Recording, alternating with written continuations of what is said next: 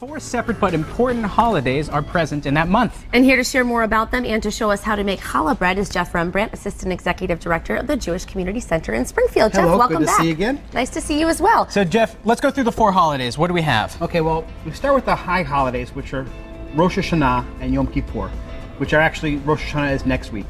They're the holiest days on the Jewish calendar. Rosh Hashanah is the Jewish New Year, and Yom Kippur is the Day of Atonement. And it is a solemn set of holidays where we celebrate for Rosh Hashanah, and then we look into ourselves and introspect during Yom Kippur. And there are 2 other holidays as well, so it's a very busy month ahead. Coming up after Yom Kippur, 10 days later, is a holiday called Sukkot, where we build a sukkah. It's like a little It's like a structure. shack, yeah, a little temporary structure that many Jewish families put up in their yard. The JCC, we build one out at the center. A lot of the day schools and congregations all build them. And we're commanded to eat in the sukkah each day. And at the end of Sukkot is a holiday called Simchat Torah, which we celebrate the giving of the law, the Torah, where we actually finish the last story in the Torah and start the first story on the same day. Oh, but there's a lot to talk about, Jeff, Yep. for sure. So those are the 4 holidays. Right now we're going to focus on Yom Kippur and Rosh Hashanah. Right, which are the first 2 holidays. All right. And some of there's different foods for each of the holidays. A lot of them sometimes are representative, sometimes they're just tasty. So let's talk about the food that we have here in front of us. Okay, well, first, Rosh Hashanah, one of the special things we do on Rosh Hashanah is we do serve apples and honey. It helps celebrate a sweet new year. So we bring apples and honey. Everyone dips their apples in their honey. It tends to be the last thing you want to have for dinner after your dessert kind of thing. Sweet, fresh. It's the season. One of the nice things about apples is when this one's been cut for a few minutes, but you cut an apple in half crosswise, you notice there's a little star in the middle. So it kind of gives you this earth symbol and the relationship between God and man. And it's just a nice little taste treat. Apples and honey, sweet for a sweet new year. I never really thought about that. That star really is symbolic. Because no one cuts their apples sideways No anymore. one ever, unless we show it on TV and show a little star inside, and that's the only time we ever Everybody cut your apple sideways this Yeah, weekend. that's really neat. But otherwise, it's just an apple and honey. It's sweet for the new year. Challah is a traditional Jewish bread. It's not just, it's for holidays, but every week we have a Jewish holiday. It's the Sabbath. And so we make it for Shabbat, for the Sabbath as well. It's an egg bread, and a braided egg bread in most cases. So it's a really easy bread to make.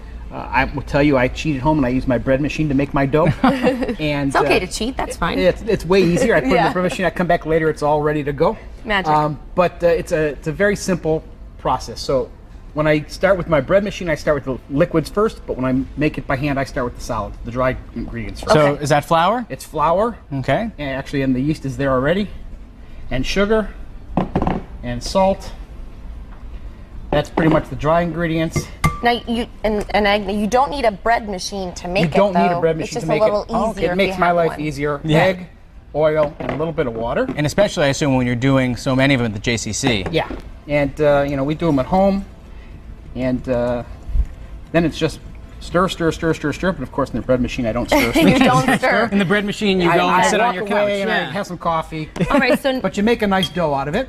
then the dough, fast forward, Looks a little bit like this. or exactly like this. Comes out like that right? after a while. And it starts as a big ball, then I roll it out. And the trick, the thing with the challah is, I should have this up here, is we want to problem. braid it so that it looks kind of like that. So I have two sets here so that we can each braid a challah. Okay. So there's 3 more for you guys. You just want to kind of like stretch out your... Seth, do you know how to braid?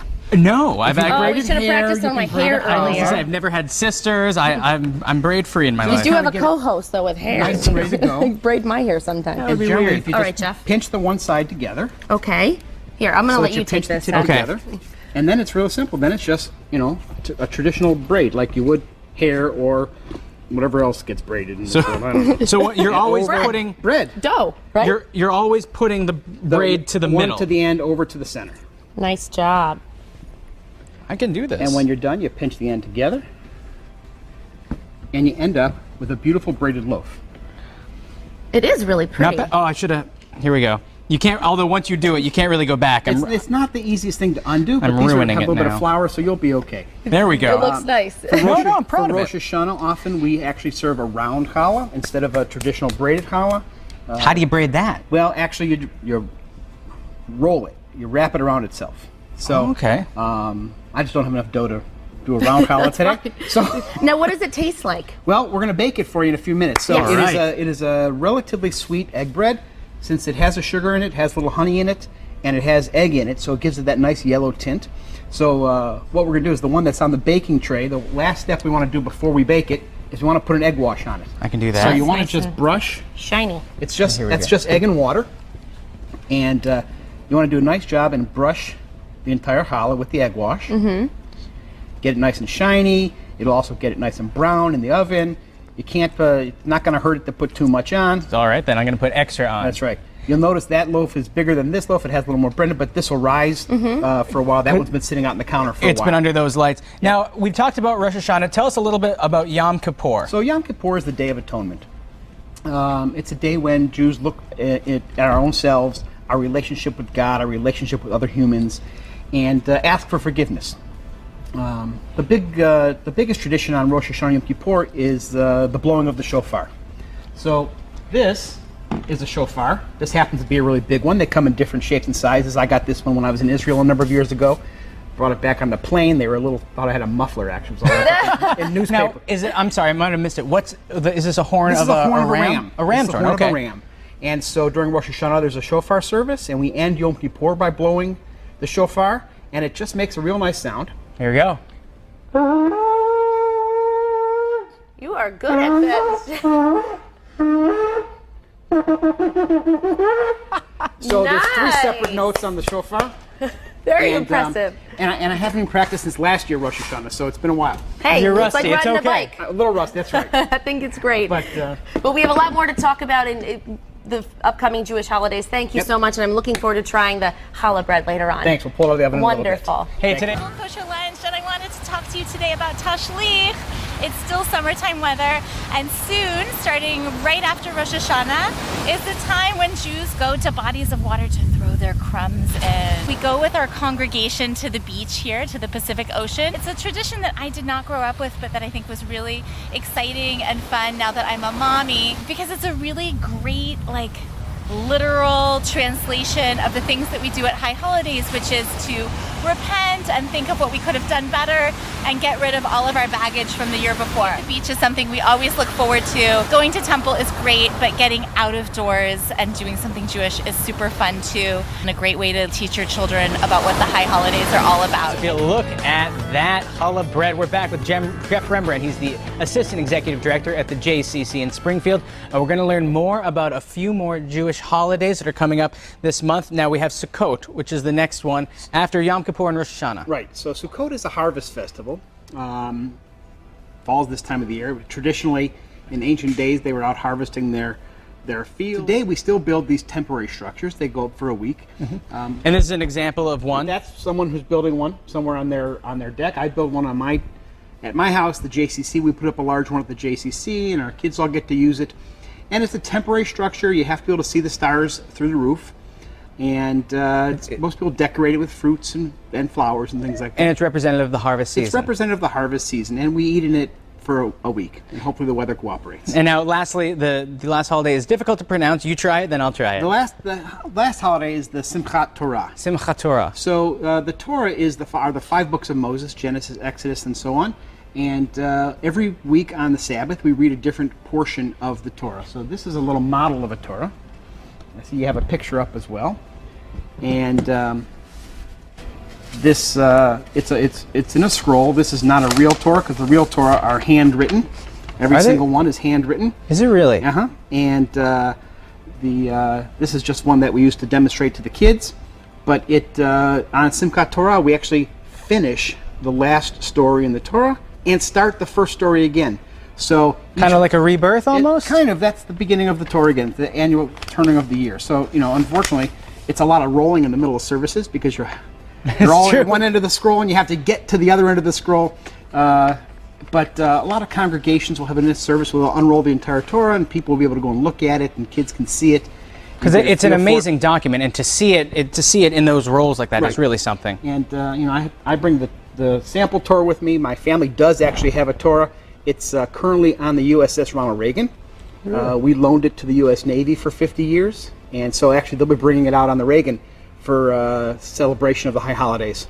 And in about another 40 years, my kids get to go and they decommission the Reagan and get the Torah back. And so that's kind of a fun project. But they're always looking for more Torahs for the troops. There's a Torah for Troops program out there that people are looking. If they have a Torah lying around and they're not using it, it's not a bad idea. Can use one. Someone else could use it. Throw that in for Simchat Torah as well, a little push. And now for Sukkot too, there are certain representative fruits and vegetables too. Right. Well, we represent the 4 seasons, and unfortunately I couldn't bring my lulavs from 3 different trees that grew in biblical times. And that's them right there. Again. And the palm, the myrtle, and the willow, and they're braided together. And they're the 4 different fruits of the earth. And as part of Sukkot, we shake them and do a blessing as part of celebrating what amounts to, celebrating the earth and the harvest. Sounds like a tremendous holiday, 4 holidays, because Right. it's a big month in the Jewish calendar. It's a very busy season for us, yep. Now, earlier in the show, we made this challah bread, and this is also representative and just a great treat. Shall we break the bread? We should. Might as well slice a piece off. We got nothing's as good as fresh baked bread. Oh, no. And is this the we got a appropriate? little butter. It looks like the perfect size. All right. Oh, no, the perfect size for me is much, much bigger, Jeff. Well, I meant this half. Is the perfect size for you. Okay, you can have this, and I will just eat this. That's right. Now, shall we? Here we go. There we go. One for you. And, and some fresh bread on that. I brought out a some little fresh butter. Oh yeah. Is there anything traditionally that you can put on this? You can put anything you want on, but there is a special blessing. It goes Baruch atah Adonai Eloheinu melech haolam hamotzi lechem min haaretz. Amen. And that's a blessing over the bread. Well, here's to you, Jeff. Amen. Thank you very much. The Jewish high holidays are here, but what exactly is Yom Kippur? Well, here's Yom Kippur 101. Everything you need to know about this holiday in about 90 seconds. So first of all, when is it? It's always 10 days after Rosh Hashanah, depending on the calendar. In one year, it could be as early as September 14th, like this year it's very early, or as late as October 14th. It is the holiest day of the year for Jews, so you'll often get the biggest turnout at synagogues or in Jerusalem, this famous shot of the Western Wall. What are Jews praying about or for? Well, it's really a day of atonement. That's what the holiday means. Yom is day in Hebrew, and Kippur, Day of Atonement. You want to think about all the things you might have done wrong. I always say it's like confession, but save it up for a whole year. So think about that. One whole year. Think about all the things you could have done better. A real time of introspection. You can't do all that if you're working, so most Jews don't work on Yom Kippur. Most famously, Sandy Koufax didn't pitch in a game of the World Series that fell on Yom Kippur, 1965. Fun fact, he threw 2 more shutouts in that series and was named that World Series MVP. Also, you're not working. You're usually not eating, not food, not water for 25 hours. There are exceptions. Children 12 and under cannot fast, and anyone with any kind of medical condition is not allowed to fast either. But if you can and you're able, you do that. I think it's a great opportunity for humility on just one day. So many people struggle with food every day. Some traditions, you're supposed to give charity the week of Yom Kippur. You're supposed to ideally wear white at the services at your synagogue, symbolizing purity. Some Jews don't wear leather, don't want any connection to an animal, so they'll have canvas or shoes. No marital relations, not on a day like today for Jews, certainly. And then the shofar is blown more often on Rosh Hashanah, but it is blown at the end of the Yom Kippur services to celebrate the end of the Day of Atonement, and then you break the fast with a big meal with your friends or family. Well, Grandma Hilda always said you have to eat grapes before you fast on Yom Kippur. She may have been right. We checked with a nutritionist to get some more tips for what to eat before you fast to make it as easy as possible. Nutritionist Bonnie Taub-Dix shared her expert advice on eating right before the fast. Overloading prior to fasting could make you wake up the next morning feeling really hungry. Tip number 1, be careful not to eat too much. So don't eat a huge meal, just eat a good meal that's nice and well balanced with a combination of protein, carbohydrate, and healthy fat. Pre-fast tip number 2, eat the right kind of carbs. Complex carbohydrates are carbohydrates that last longer in your system, keep you satiated for longer. So that might be something like a whole wheat pasta, brown rice, baked sweet potato would be perfect. Tip number 3, stop drinking coffee around Rosh Hashanah. When you just go cold turkey, that actually could be a problem for you and feel uncomfortable during the fast. So try tapering off, especially on caffeinated beverages prior to the fast. Tip number 4, avoid having too much salt. So be careful about that chicken soup. It might be good if you taper down some of the sodium that's in there so that this way you're not as thirsty the next day. And speaking of thirst, drink lots of water to prevent dehydration. Dehydration could make you feel irritable, tired, and listless, which people feel very often when they're fasting anyway. So by not having enough fluid, this could really compound the Holidays problem. are called Yamim, which would translate as days of awe. So if you really understand what the idea of awe means, what is to be in awe, and I'm standing in awe, then from 40 days already before Rosh Hashanah, you have a strong sense of I'm encountering something that's very, very big, something much larger than me. And awe is that moment when I stop being self and I'm entering into something that's larger. Let's say, even for a simple example, I'm in awe of a painting. So the moment I'm in awe of that painting, before I understand why I'm in awe, the first moment I'm in awe, I'm completely lost in that painting. So the idea of Rosh Hashanah and Yom Kippur is to get lost in something that's much larger than us. But before you get lost into something that's much larger than you, you want to make sure that you're present. Who am I? So the entire month of Elul is dedicated to serious soul searching, to finding out who am I as a human being, who am I as a person, who am I as a Jew, in order that I can encounter something that's much larger than me. I don't want to lose myself before I know who I am. So first I have to know who I am, then I can stand in awe of those days. And there's a few practices that were done throughout history for many, many years. One is the blowing of the shofar. This is a very simple example. What you do is you basically take a horn and you give it a blow, a sound of the shofar. The idea of the sound of the shofar is to create focus. You know, sometimes people are talking in a room and then one person gives a scream, or you hear a siren, and all of a sudden everyone's attention is focused to that siren, or everyone's attention is focused to that person. You give a clap, right? And then everyone's focused attention to the clap. The sound of the shofar is that one sound that creates focused energy. I'm scattered all over the place. I have a lot of noise in my life. I do this, I do that. I want to have one moment that I say, ow! When you say ow, that one moment when you give a cry, you're completely present in that cry. A moment later, you start asking yourself, why am I crying? What hurt me? You know, and try to analyze it. But the first moment that you're in pain, that moment in pain, you're completely present in that pain. The Elul moment is that moment I want to get into that pain. I want to get into that one moment that I'm fully present in myself.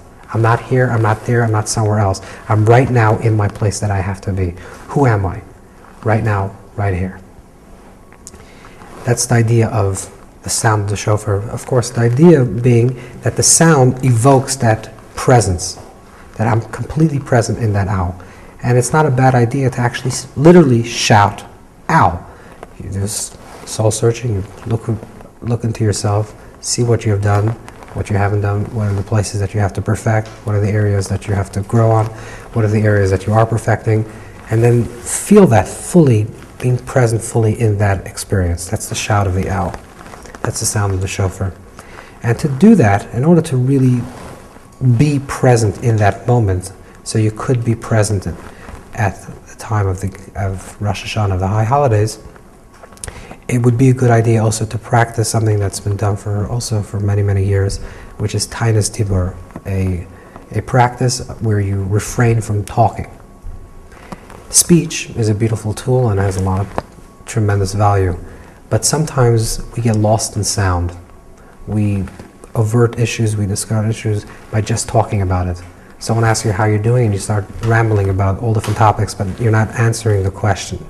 Speech is a great way to ignore serious issues in your own life. You fill your life with noise. If you walk into a room, into your own home, or you're driving in your car, right? You're sitting down in your car and you're about to get onto the highway, and it's deathly quiet. You feel completely uncomfortable because the only thing that you're encountering now is yourself. You don't want to encounter yourself. So right away you do distraction, you put on noise. People walk into the house, they turn on the radio.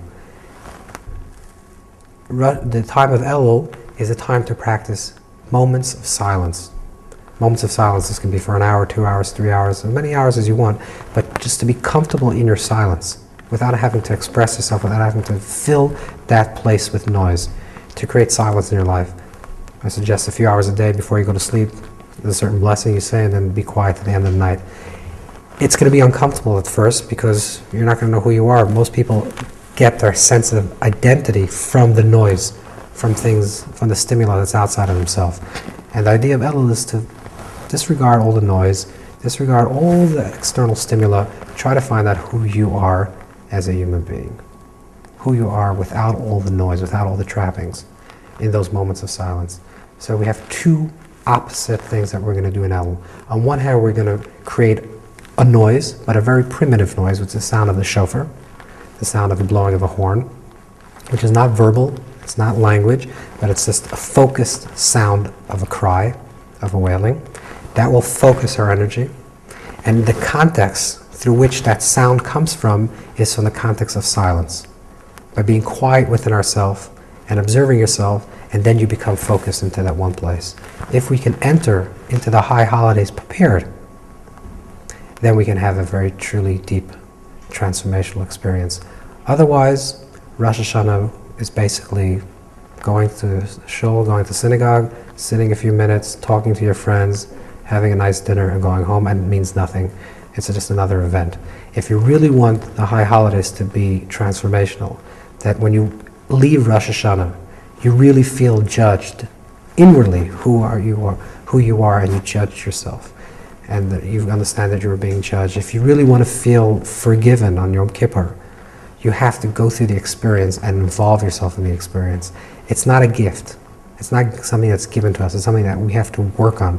When we enter into that place of Rosh Hashanah, we have to be completely prepared for the experience. If we're prepared for the experience, then we can integrate the experience and assimilate the experience in a very deep way and truly experience Simchat Torah, which is the final celebration of the Tishrei holidays, the true celebration of joy.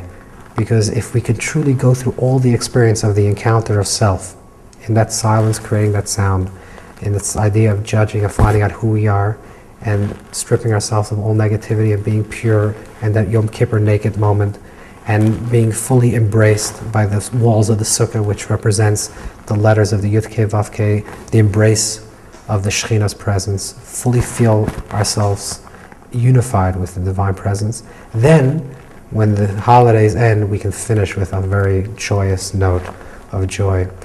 It says in the other Hasidic text that how do you know if your Yom Kippur was successful? How do you know if you spend the whole day Yom Kippur and you fasted and you wore white and you did all the customs and the practices? How do you know when Yom Kippur is over if you were forgiven? How do you know if it worked? And the answer is that if the moment Yom Kippur is over you feel a tremendous amount of joy, then you know Yom Kippur was successful. But if you still feel connected to the food, or when Yom Kippur ends, and there's a breakfast and there's a smorgasbord of food and you're dashing to get the food and you give a jab to the person next to you so you can pick up that drink, you might as well go back 24 hours and start Yom Kippur all over again. But if you can experience right at the end of Yom Kippur the true relief, the true joy, then you know Yom Kippur is successful. If you can experience by the end of Tishrei, Simchas Torah, the giving of the Torah, the joy of the Torah, in an eternal way, in a joyful way, not something that has to be given to you, but something that's self-generating. You can feel that internally, then you know that you've gone through the holidays and it's been meaningful and transformational.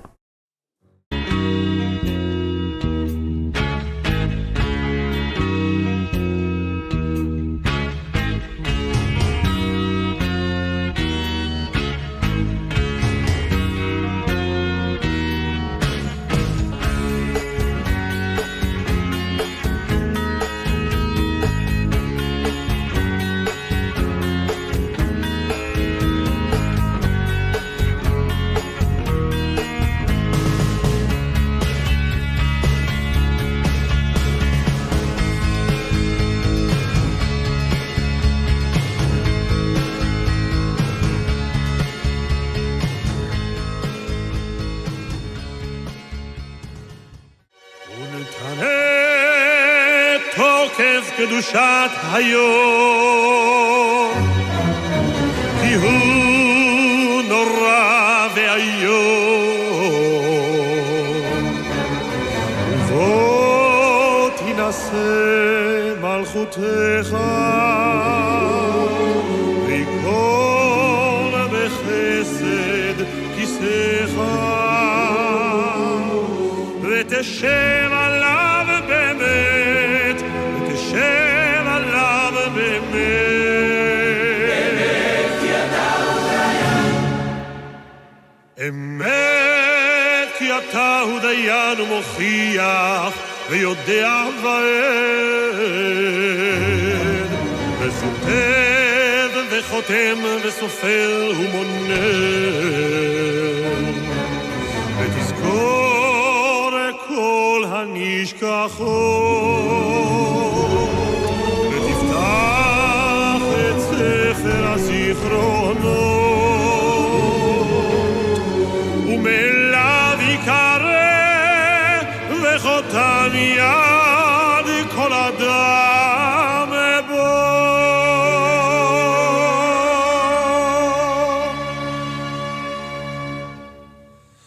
ובשופר גדול ייתקע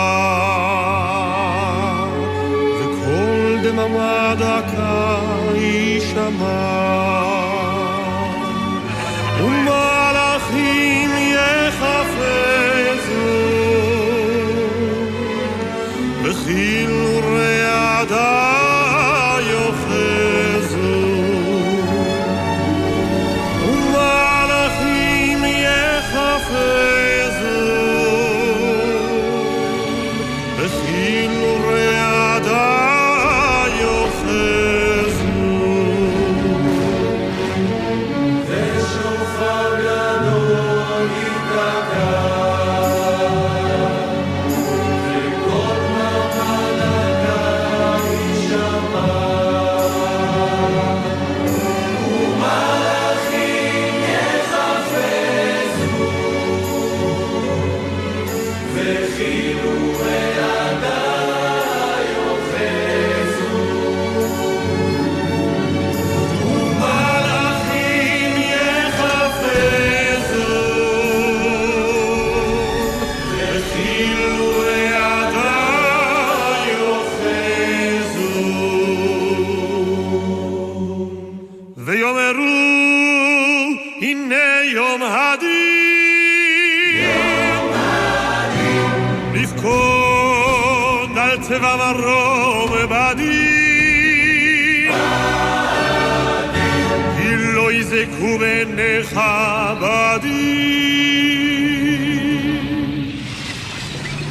וכל באי עולם יעבו לפניך כבני מרום כבקרת רועה לו מעביר צונו תחת שבטו וכל באי עולם יעברו לפניך כבני מרום כבקרת רועה לו מעביר צונו תחת שבטו כן תעביר ותספור ותמנה ותפקוד נפש כולך ותחתוך כסבל לכל בריאה ותכתוב בגזר דינם משול כפרס הנשבע כחציר יבש וחצי צנובר וחצל לובר וכענן קלה וכרוח נושבת וכאבק פורח וכחלום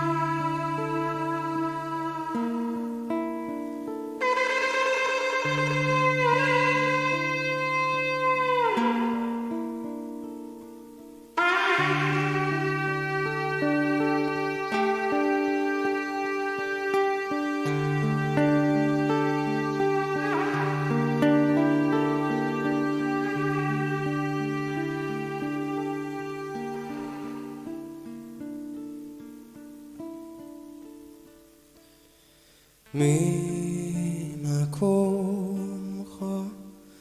מלכנו תופיע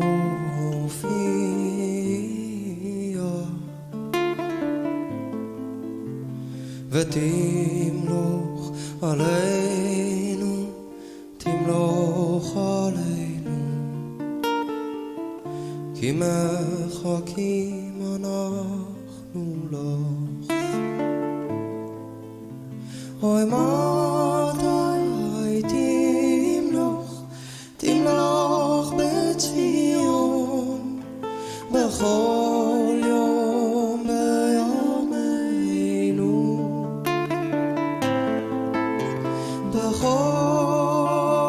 בכל יום בימינו אוי לעולם ותשכון ותתגדל ותתקדש זוהי ירושלים עירך לדור ודור לדור ודור ולנצח נצחים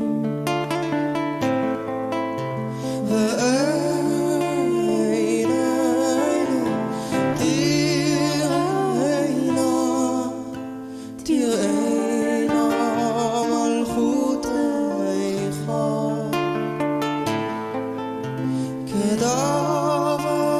כדברנו בשירי עוזיך בשירי עוזיך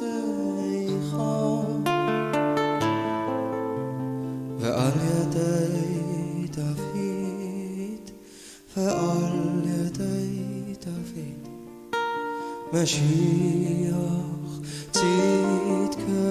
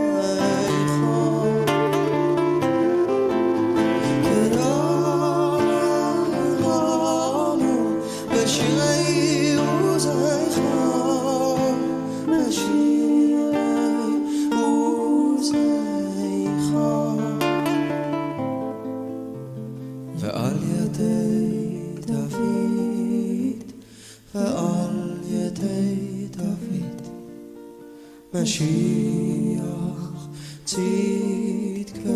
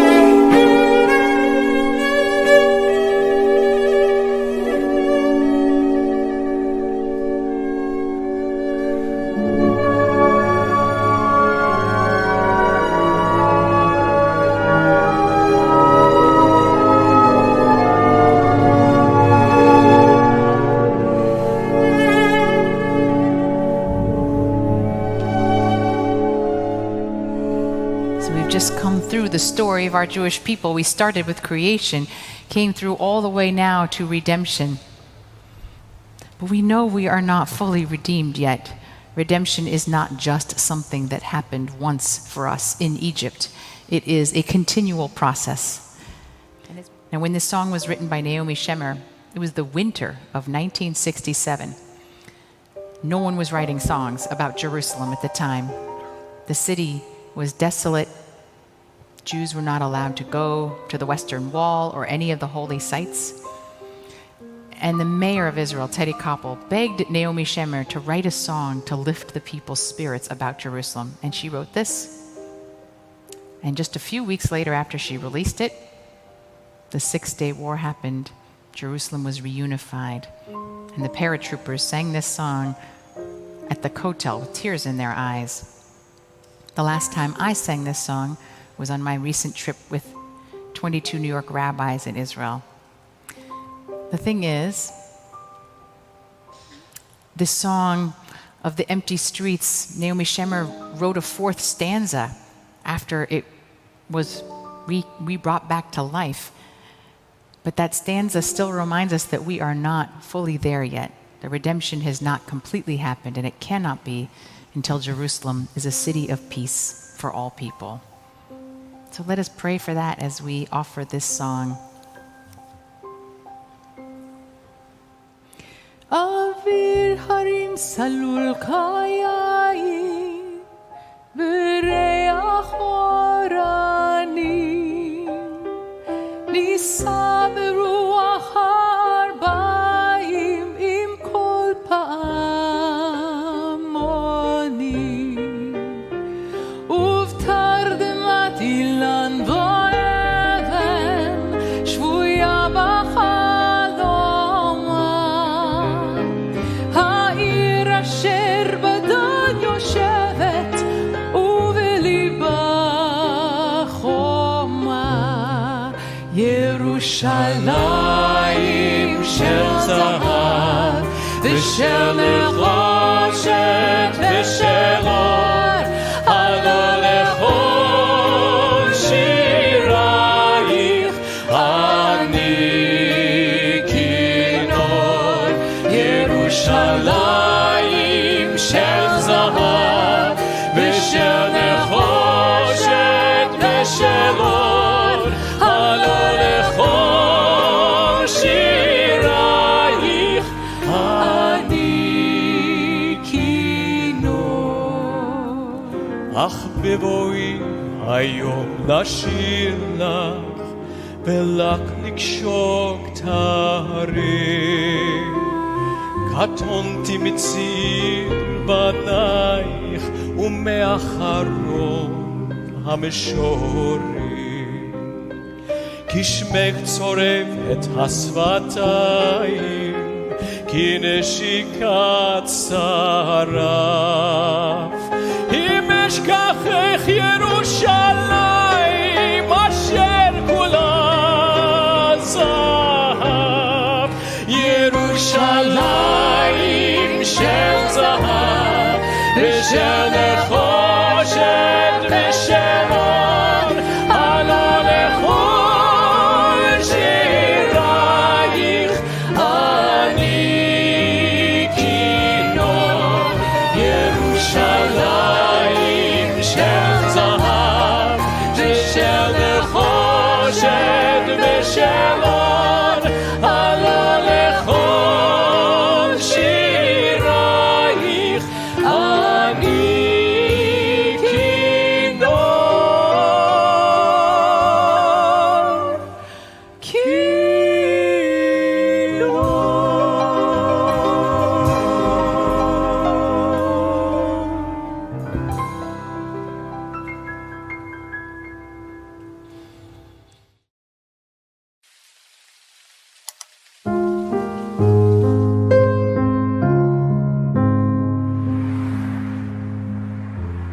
Who knows pain and all its parts? Who restores all broken hearts? Forms darkness and light, Creator of peace and strife, who sits on the judgment throne, who forgives, acquits, and dawns the long roll of mercy, watches, and knows just who will heal my broken heart when I fall apart and I'm longing like an ocean with no shore. Won't you just tell me who now will embrace me and promise that I will not break down anymore?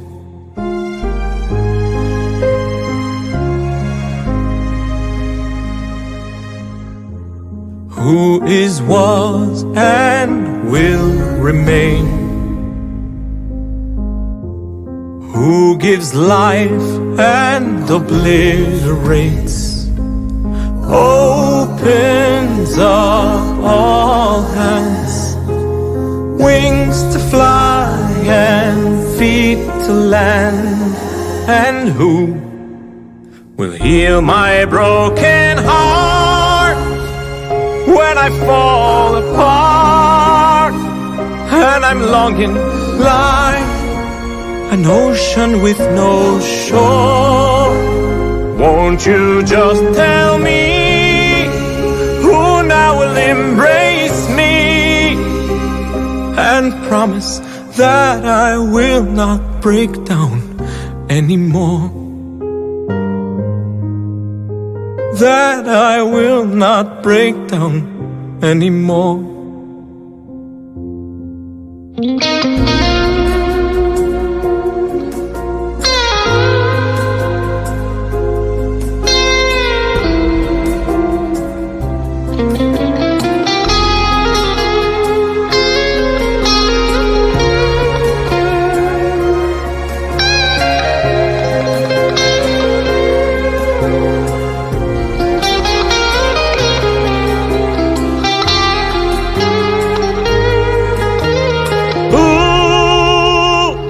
When I fall apart and I'm longing like an ocean with no shore, won't you just tell me who now will embrace me and promise that I will not break down anymore?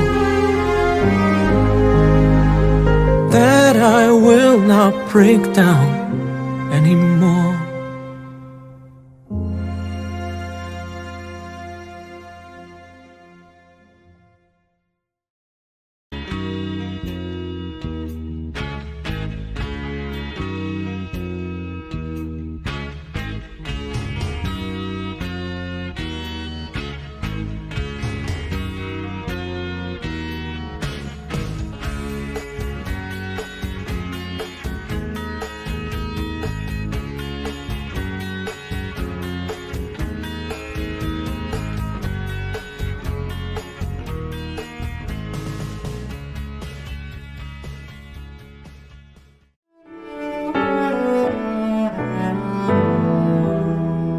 שים שלום, שים שלום, שים שלום, טובה וברכה, חן וחסד ורחמים,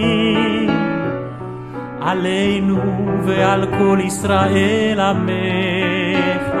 שים שלום, שים שלום, שים שלום, טובה וברכה, חן וחסד ורחמים, עלינו ועל כל ישראל עמך. ברכנו אבינו כולנו כאחד באור פניך, כי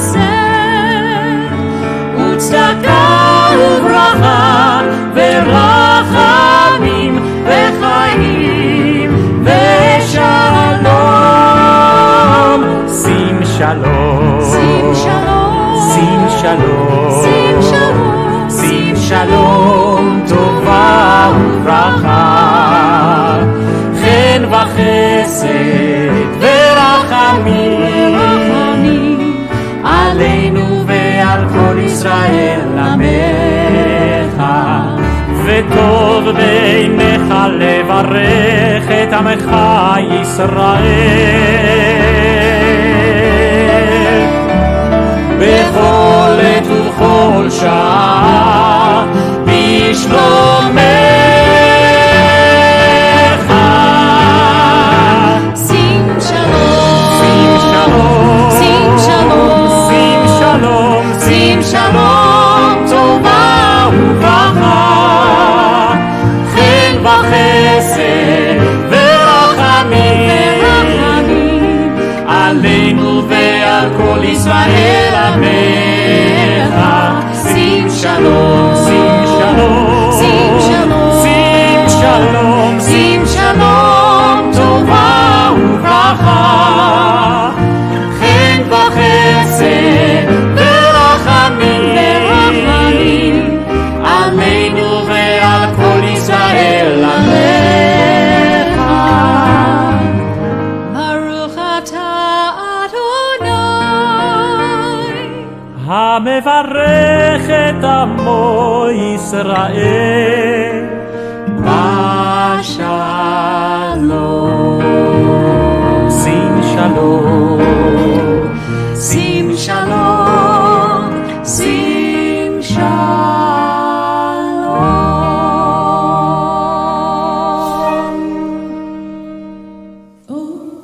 say shalom, b'roma. Oh, say shalom, b'roma. Hu yaseh shalom. Hu yaseh shalom. Hu yaseh shalom. Alleluia. May the one who makes peace bring peace down and bring peace down. May the one who makes peace bring peace down and bring peace down. May the one who makes peace bring peace down and bring peace down. May the one who makes peace bring peace down and bring peace down. Oh, say shalom, b'roma. Oh, say shalom, b'roma. Hu yaseh shalom. Hu yaseh shalom. Hu yaseh shalom. Alleluia. Count it. 1, 2, 3. Sing it. May the one who makes peace bring peace down, bring peace down. May the one who makes peace bring peace down, bring peace down. May the one who makes peace bring peace down, bring peace down. May the one who makes peace bring peace down, bring peace down. And may we bring peace down. May we be the ones to bring peace down. May the one who makes peace bring peace down and bring peace down. May the one who makes peace bring peace down and bring peace down. May the one who makes peace bring peace down, bring peace down. May the one who makes peace bring peace down, bring peace down. May the one who makes peace bring peace down, bring peace down. May the one who makes peace bring peace down, bring peace down. May the one who makes peace bring peace down, bring peace down. And may we be the one who makes peace bring peace down.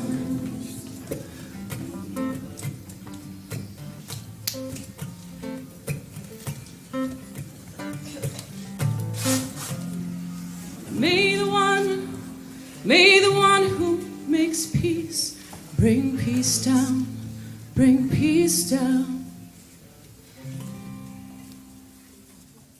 Creating this to happen. This is an incredibly important time, and my teacher always taught me that blessed are the brief, for they'll be invited to speak again. So I will do my best to do that. And I really wanted to tag on what Dr. Moran said. One of the other things that my wife and I do is we are the principals of an international seminary for interfaith studies, because he's right. Without the education, without understanding, without being able to meet people where they are and not where you expect them to be, there is no chance for peace.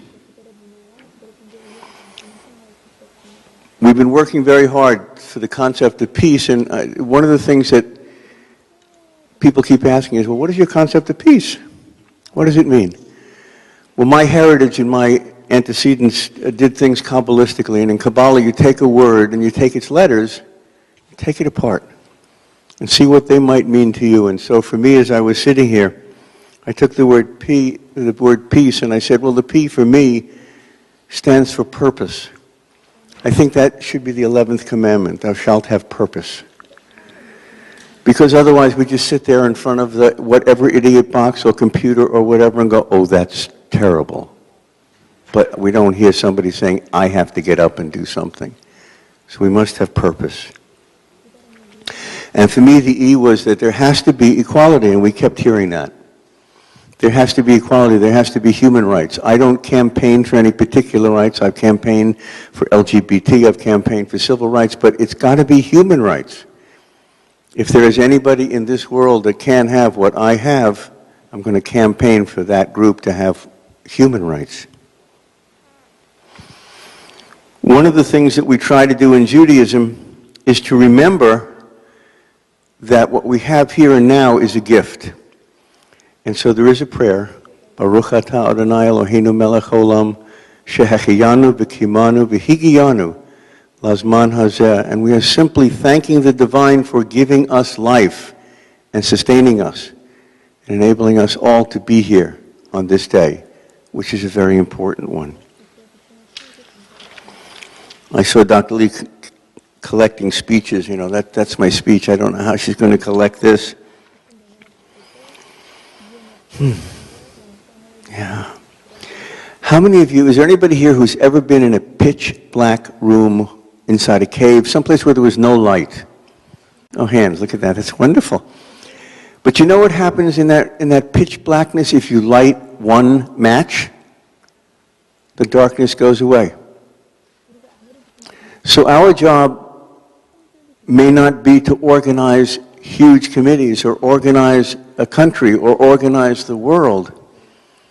Our job is to bring light to whomever we connect in the moment that we connect with them. Because if we can do that one-on-one, then the next step is 2-on-2, 4-on-4, 16-on-16, and I think after 20 of those, we're up to 1 billion. So light one candle. Make a light. And remember, when people talk about peace, that it's written everywhere. In Jewish scriptures, in Isaiah, come let us go up to the mountain of the Lord, that we may walk the paths of the Most High, and we shall beat our swords into plowshares, and our spears into pruning hooks. Nation shall not lift up sword against nation, neither shall they learn war anymore. And none shall be afraid, for the mouth of the Lord of hosts has spoken. We were all born with the knowledge of peace. Some of us were taught that's not the right thing. The rest of us here, and I know I'm preaching to the choir, realize that it is the right thing.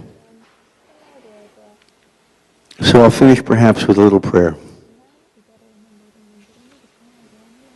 First of all, we were celebrating World Interfaith Harmony Week. How about we find a way to make it World Interfaith Harmony Year, World Interfaith Harmony Decade, World Interfaith Harmony Century? I don't know if I'll be around longer than that, so I'll stop there. So my prayer directly to the God of my understanding. Adonai, Adonai, Adonai. You have filled us with Ruach, the holy breath, from the very moment of existence. Help us to remember that breath in every minute of our lives so we can praise all of your creation, everything and everyone in it. The breath of healing and of peace. Thank you for the gift of your archangels, for Uriel who lights the way. May we always look for peace in that light.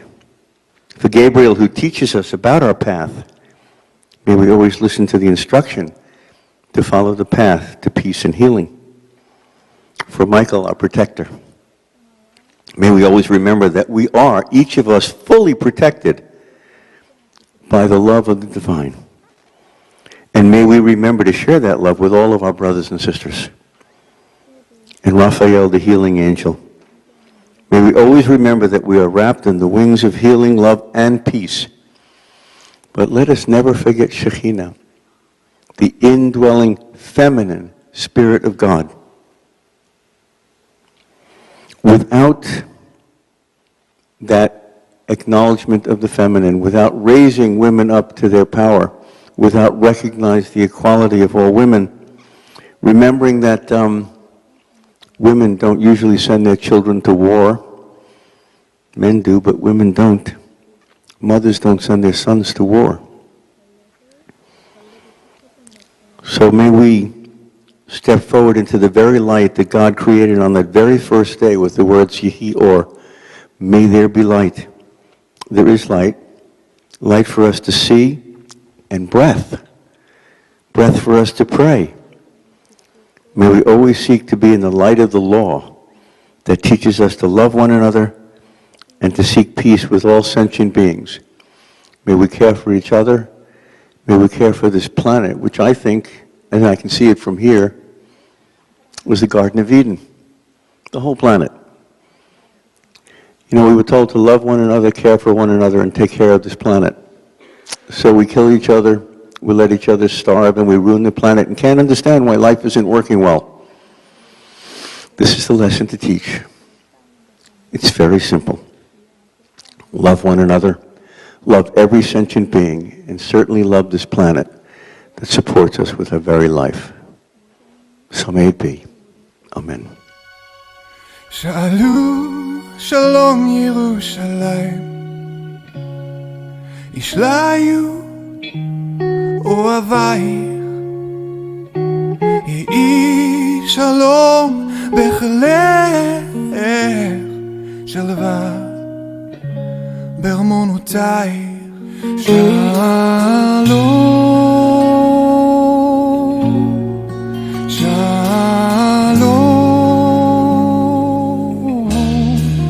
שלום, ירושלים.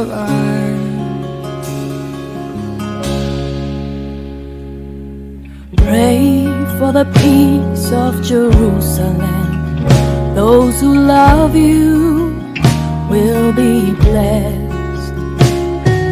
Peace be within your walls and blessing to those who reign. Oh, pray for the peace of Jerusalem.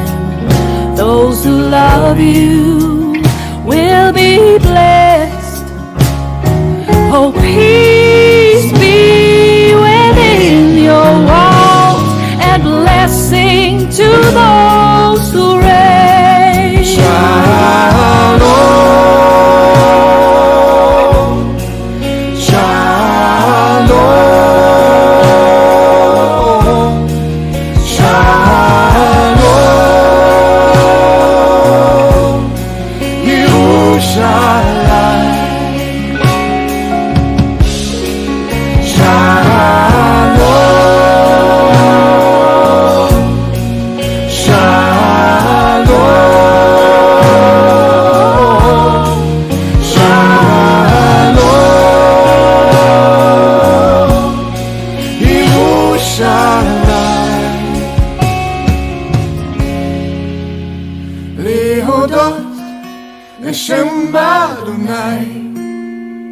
להודות לשם אדוני להודות, לשם אדוני.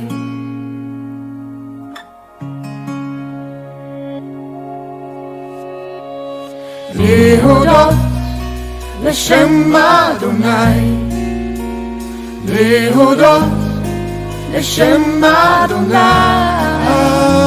להודות, לשם אדוני.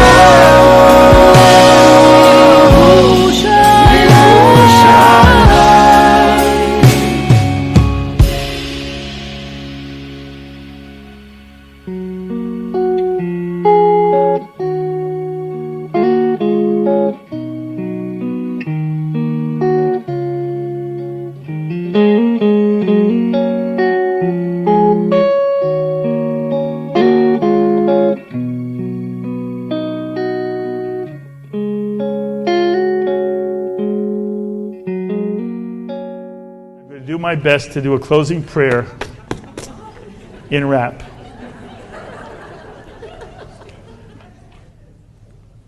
Okay, here we go. At West Hill High, Rosh Hashanah Eve, to greet the new year, I do believe, we've come together to relieve anxiety, impiety, impropriety, our society and we need changing, rearranging from inside out. There is no doubt Teshuvah one and all is the shofar's call. A life well spent is no accident, for there's precedent in what's heaven sent, to love your neighbor as yourself. For I looked for my God, but could not see, and I looked for my soul. It eluded me, till I looked for my brother, then I found all three throughout history, a kind of mystery. Glimpse divinity that permeates and punctuates and radiates at the right hand of every soul. Shema Yisrael, we tell the tale of lessons learned in tablets burned, not in black and white. Just do what's right. What's hurtful unto you, do not do to your neighbor. And if only for ourselves, what are we? An army of sheep who weep? Bo Peep knew better. In life, whatever one can do, one should do, one will do, we'll all do. Na'aseh v'nishma, do and understand, and extend a hand to make life sweeter for those we love and those we know and those we don't, and those who are different from ourselves, but whose dignity, integrity, humanity is plain to see. Divinity in all is the Torah's call, and our sages rant and our traditions chant. There is no cant when a soul's in pain. Don't complain, learn it Nachshon's knee, and split every sea, the awesome majesty of what friends can be when we make miracles for others. And Or L'Goyim, a light unto the nations, in righteous relations, our tradition's best. Don't leave the nest to join the rest, to follow the majority. Rather, Lech Lechat Pikuach Nefesh, that's our people's fetish, always choosing life without sword or knife, but with mitzvah brave, free every slave. That's what we crave, it's our favorite. Matzah, maror, Paschal lamb, not shrimp, not ham, but matzah bride with jam. And challah sweet every Friday night, candles burning bright with a kiddush rite. Those we hold tight are there with us, to share with us. No time to wait, time to celebrate and elevate in song and joy and love. as we plant the seed in each good deed to clothe and feed all those in need of companionship. It's not good to be alone. Don't forget to phone or write or text what's coming next, but it's best to talk in person. I and thou. Do we know how? But we can try, eye to eye. That's our lex talionis, which puts the onus on us. For the last piece of cake we never take without asking first if there's someone thirsting more, for it's miserable to be invisible. Attention must be paid, neglect must be laid aside, arms open wide. So congregate, affiliate, and always do appreciate to validate what's good and true in all you are, in all you do, and give the hug as heartstrings tug to lighten and brighten and reunite in life's very goodness, Tov Ma'od. The road seldom taken but not forsaken is Torah, Tzedakah, Bracha, and Tova. Hallelujah, one and all in Rosh Hashanah's call, said loud and clear for us all to hear. Have a really good New Year. L'Shana I got this feeling inside my soul.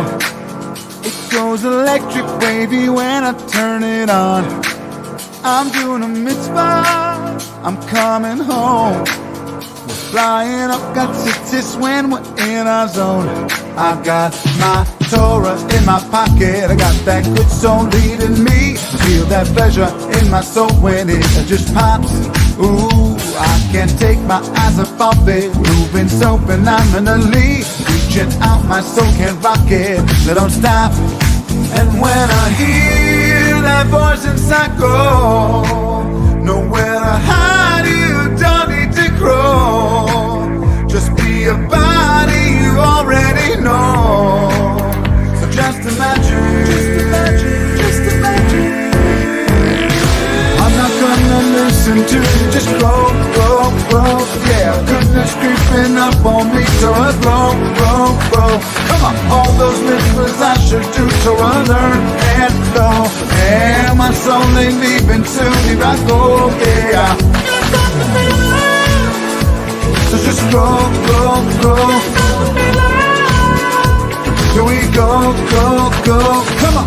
Ooh, it's something magical. It's Rosh Hashanah time to choose souls yearning on.